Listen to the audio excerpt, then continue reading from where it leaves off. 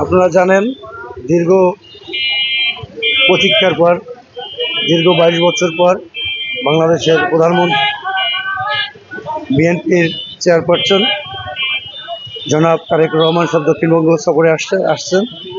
আপনারা জানেন যে এই বৈরী আবহাওয়ার মধ্যে সকাল 6:30 থেকে আপনার লোকজন দূর দূরান্ত থেকে এসেছে। ধর্ম, বর্ণ, জাতিভেদ নির্বিশেষে সবাই এক নজর দেখার জন্য, মাননীয় প্রধানমন্ত্রীকে দেখার জন্য তারা রাস্তার দুপাশে দীর্ঘ সময় ধরে অপেক্ষা করছে।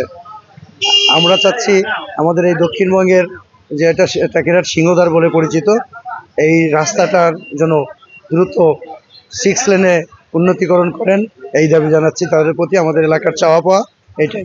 আনন্দিত, কারণ আমি যেহেতু কেন্দ্রীয় কমিটিতে রাজনীতি করি, আমি তাকে অনেকবার দেখার সুযোগ পেয়েছি। আমার মাদারীপুর জেলার মহিলা দল তারা এইবার দেখার সুযোগ পেয়েছে এবং এই প্রথম তিনি আমাদের বরিশালে মাদারীপুর আগমন করেছেন। আমরা অত্যন্ত আনন্দিত। আমাদের বিগত 17 বছরের পরিশ্রম সার্থক হয়েছে আমরা মনে করি। বিসমিল্লাহির রহমানির রহিম। আমাদের দেশনায়ক, বাংলাদেশ জাতীয়তাবাদী দলের চেয়ারম্যান, বাংলাদেশ 18 কোটি মানুষের নয়নমণি, বাংলাদেশ 18 কোটি মানুষের অভিভাবক প্রধানমন্ত্রী জনাব তারেক রহমানের বরিশাল আগমন উপলক্ষে মাদারীপুর জেলা মহিলা দলের আমরা ট্যাগরাট অবস্থান করছি এবং আমরা অত্যন্ত আনন্দিত।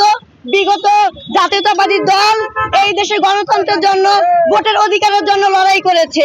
আজকে এই দেশে গণতন্ত্র ফিরে এসেছে এবং ভোটের অধিকার ফিরে এসেছে। আমাদের দেশনায়ক জনাব তারেক রহমান একটি সুন্দর বাংলাদেশ বিনির্মাণ করতে চান। তার এই ধারাবাহিকতায় তিনি এক প্রান্ত থেকে অন্য প্রান্ত ছুটে চলছেন।